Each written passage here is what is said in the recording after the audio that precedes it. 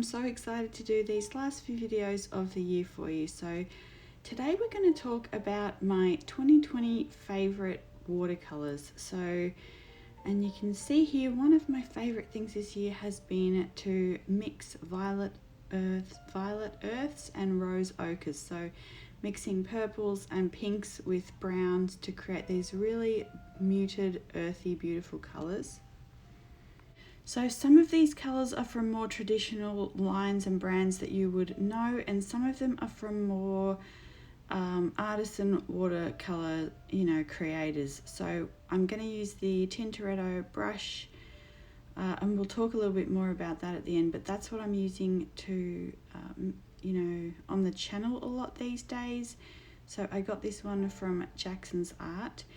And let's just dive into the colours here. So the first colour here that I am swatching is called Shimmer Iron Glimmer, and it's from a company called Wallace Seymour. So they're a UK based company. They make gorgeous colours, and I actually got these ones from Select Fine Art Materials in Canada. So that is where you can get them if you're based in the US. And I believe there is another shop that you can get them from as well. So we'll talk a little bit more about the Wallace Seymour ones later as well. But this one here is the Art Graph. So you can get this one. It's a water-soluble graphite, and it comes in the round tin. You can get it in 2 different sizes, I believe. And so I just pulled some of the, I cut some of the round tin out, and I just popped it in the half pan there so that I could use it more often. So the next one here is in this Favorites palette, and I'm kind of showing you what palette they're from as well, so that if you want to go back and check out the palette swatches for any of these palettes, then you'll know which one to go and find. But this one is Daniel Smith Hematite, and you can see that these 3 are very similar, but they have very different qualities. The first one is so glittery, but it's an earth colour. This one's also an earth colour, but it's got very soft granulation. And then the Art Graph is a lot cooler than the other 2. And I really love the tonal variation that it gives as well. So this next one here is, I actually thought that I was getting Lunar Violet, but I'm actually swatching Black Tourmaline. So this is one I haven't actually talked about on the channel before. I'm glad I had this mix up here because I did want to, it is one of my favorites, but I didn't put it in here because I haven't talked about it on the channel. So we will explore the differences between those 2 a little bit later in the video as well. So let's see, what am I swatching now? Okay, so I jump between like filming videos and then editing, so I'm not sure where I am, but here I'm just showing you, this is the $20 enamel palette on Amazon, and someone asked me if it was because I have the 3 lines, and basically I've just taken those end bars and just flip them around and put them, they fit perfectly in the middle line there, and that way it just keeps everything in place, and you don't have to worry about those middle ones moving around. Okay, so this next one is one of my favorites as well. This is a Wallace Seymour, another one, and this is Blue John. So this is an expensive one. I was not sure about this, and I do have videos about, you can see here mixed with pearl white. It is so gorgeous. I really, really love it. So I do have a couple of videos talking more about the Wallace Seymour paints and collecting them over a few months, and the ones that I have mainly used the most I'm putting in this video. And basically the Blue John is a matte version of the Sugalite that I really like. It's that lavender grey. I think it would sort of equate to a neutral tint in the Schmincke. Okay, so this is one of my favorites, is Daniel Smith Indigo. You can see how beautiful and deep it is, and just a really lovely colour. So I needed to squeeze in a few, so I have added a few extra boxes there, but this one is a Winsor Newton one. This is Smalt, and I really love this instead of like an ultramarine or a cobalt blue. I have been really gravitating towards that. for the second half of the year. So this one is Sugarlight. This is one of the first Daniel Smiths I bought many years ago, and I still love it. It's from the semi-precious gemstone, so it's got this sparkle in it. It's very understated, and it's very... I really love these colours that are from the earth and they shimmer as well. Like, it just, I think it's so beautiful. Okay, so this one is from Colours of the Iron range. They make handmade artisan paints, and they're so beautiful to unwrap. They're really exquisite paints. And this is the Porphyry Violet Ochre. You can see I really love it for the clarity, like the clear undertones, and then it's also got very fine soft granulation. It's really beautiful as, you know, to mute anything down and to add shadows and things like that in your painting. So you can see here that so far we have really earthy, moody colours, and that's kind of half of my favourites palette, and then we move into really bright neon colours and sparkle shimmer colours. So it's kind of the melding of the really earthy neutrals and the really deep sort of smoky colours, and then going into some brighter, more modern colours.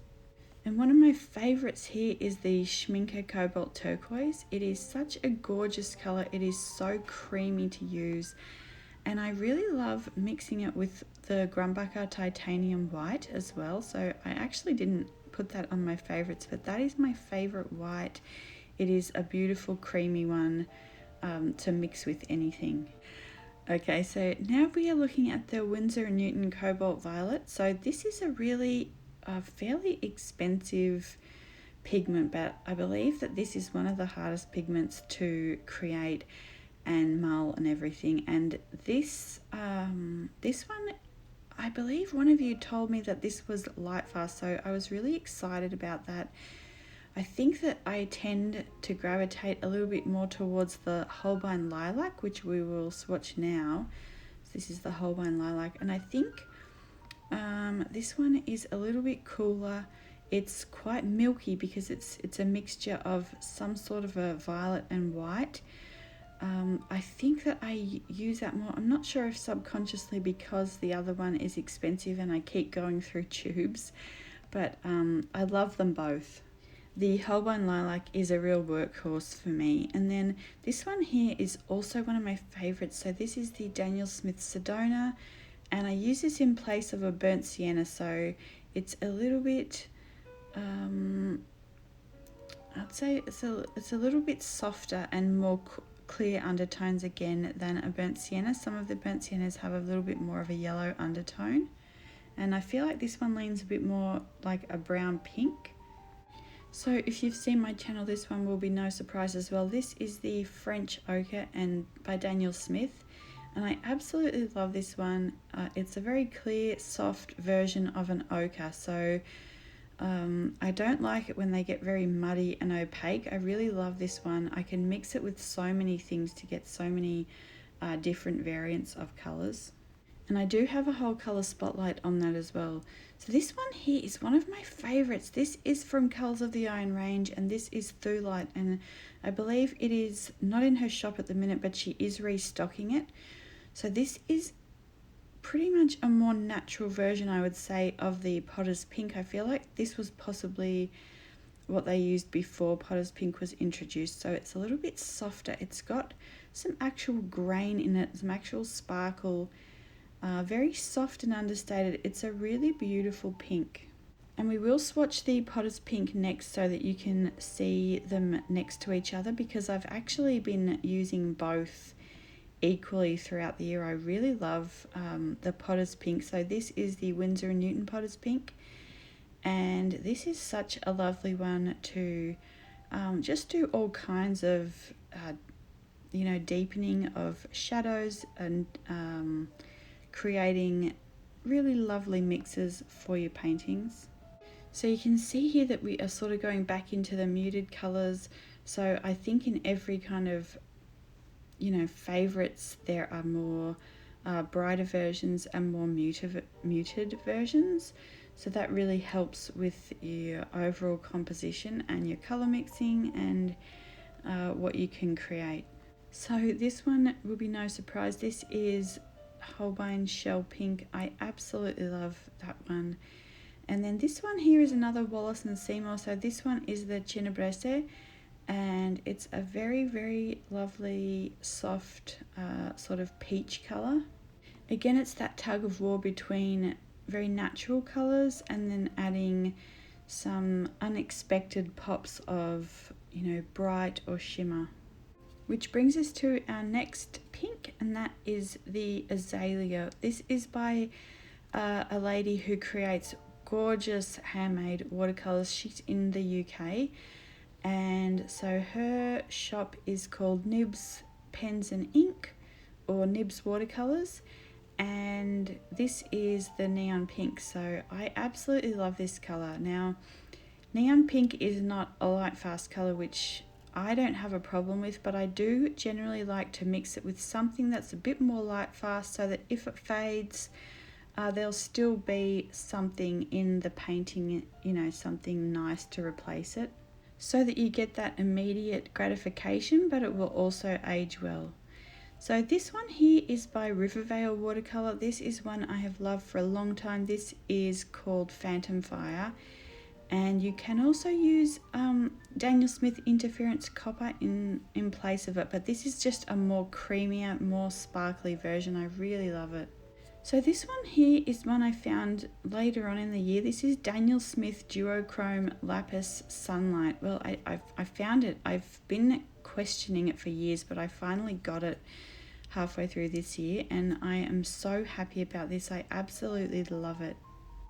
So it's a very beautifully soft, again, sparkle, and I do like to use this in shadows, again, for that unexpected feeling, but you can mix this with so many different colors and get beautiful results.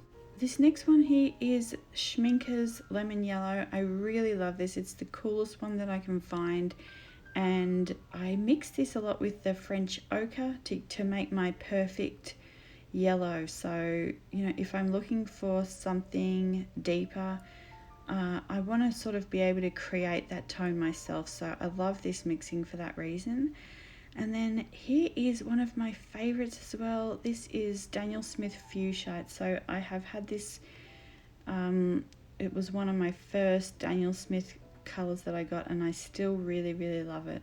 I have tried changing this out for other greens and nothing compares to it. You know, I just love it. So this one here is the Daniel Smith Greenish Raw Umber, and I also have a version of this green umber from Colours of the Iron range, and I love them. They are really, really beautiful. Again, that muted version of a green, so when you want shadows on leaves, when you want to deepen up landscapes or anything like that, it's really beautiful. So this last one here from the boxes is Pearl White by Daniel Smith. I think quite a few companies do a version of this, so I haven't tried any others, but this is really where I found artist grade watercolors. So I found the Pearl White, and I have just never stopped collecting artist grade watercolors ever since. So this one here is Daniel Smith Moonstone. I absolutely love this, again, for shadows and just bringing that unexpected element to the painting. And I've had many requests for some iridescent videos, so we will do some of those in the next couple of weeks. So this one is one of my favorites. This is the Nibs Watercolor Katia, and then you could see I just pointed to the Nibs Watercolor Sylvia. So these are both holographic. The Sylvia is silver, and this Katia is like the perfect oyster beige holographic color. I really, really love this one. I think I am a bit precious with this just because I don't want it to waste, so I really love it. And I have some ideas of how, you know, some paintings that I want to do and how I want to use these. So again, for me, it's always like complementing one with the other. So like the Porphyry Violet Ochre with this Katia. So you've got the natural earth, and then bringing in some unexpected modern element, which would be like the sparkle. It's kind of like preserving what was beautiful and then adding to it. So this is Daniel Smith Green Gold, and I always love this one as well, so I wanted to put this one on here. I feel like I always need that in a palette to make it work for me. So these are my top colours. These are ones I keep coming back to again and again, and I just cannot imagine painting without them. You can see the sparkle in the Sugilite there, and so yeah, like obviously your favourite colours will be different to mine, your painting style will be different, and subjects and everything like that, so you have to take all those things into account, but I just wanted to share with you ones that I am continuing to love. And some of these have been with me for many years, and some of them have been new discoveries this year, so they have been really pleasant new surprises.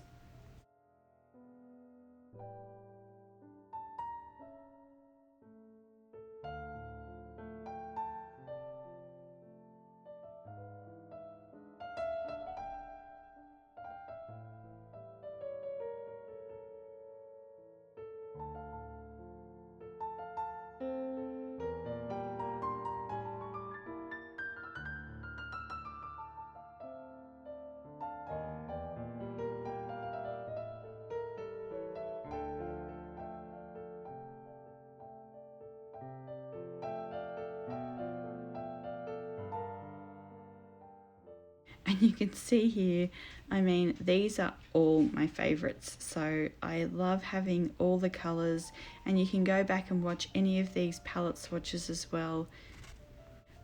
Okay, so the other thing I wanted to show you here is the difference between some of these violet earths and why I love them all. So this one is the Porphyry Violet Ochre by Colours of the Iron range, and this one here is the Caput Mortuum by Schmincke. So again, it's a really beautiful colour. It's a similar tone, and it's just a little bit more saturated, and it has just a slight bit of like a hematite sort of granulation that appears from it. And then this one here is Hematite Violet. So I really love mixing the Hematite Violet and the Lunar Violet to create kind of the perfect shadow violet. So then this one here is actually Pink Pipestone. So I think I got this one from Rivervale Watercolors.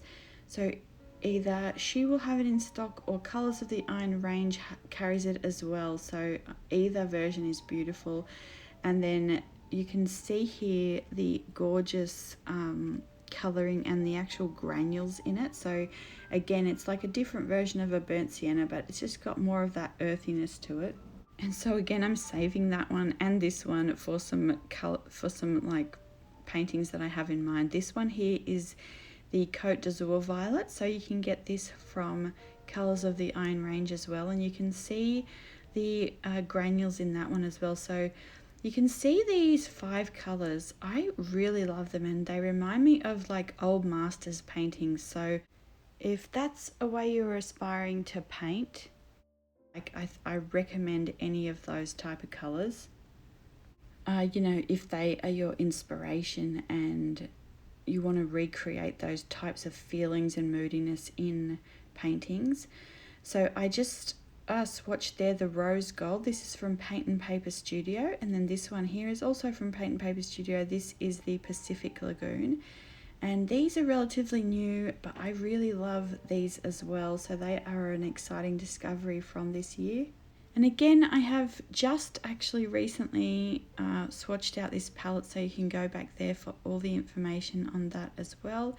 So you can see how I really love and I'm not sure if you can see here, but the black tourmaline has a really beautiful finish when it dries, and that's one of the reasons I love it.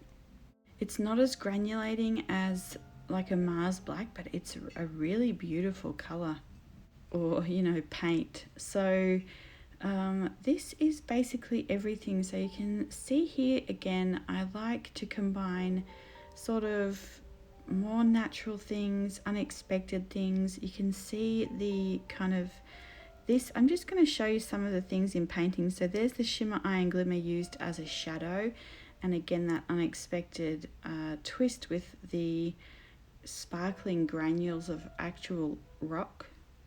And I really love to put anything like that into the painting. So we're, you know, working on cotton paper with actual minerals from the earth. It's really lovely.